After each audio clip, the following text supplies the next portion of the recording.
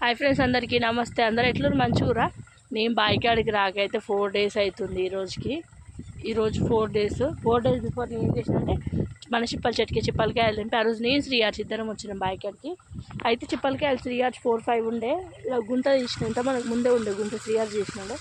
దాంట్లో చిప్పలకాయలు పెట్టి ప్లేట్ పెట్టిపోయినాము. ఈరోజు గుర్తుకొచ్చింది నాకు, ఇక్కడికి వచ్చినాక సడన్గా చూసి చిప్పలకాయలు ఉన్నాయని గుర్తుకొచ్చింది.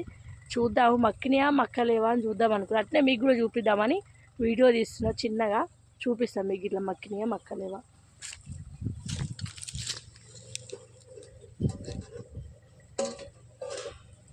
మక్కినాయా? ఓహో, ఫుల్ మక్కింది ఇది. ఇట్లనే వరకు ఇట్లా ఒక్కైనా పడ్డది. దిగిన మక్కింది, ఇది మక్కింది, ఇది మక్కింది, ఇది మక్కింది. ఇది కొంచెం కచ్చా ఉంది, ఇది కొంచెం కచ్చాగా మక్కినాయి. ఇట్లా మక్క పెట్టుకుంటే మస్తు మక్కుతాయి పండ్లు. గుంతలు తీసి గుంతలు పెట్టి ప్లేట్ ఇట్లా పెట్టిపోయింది.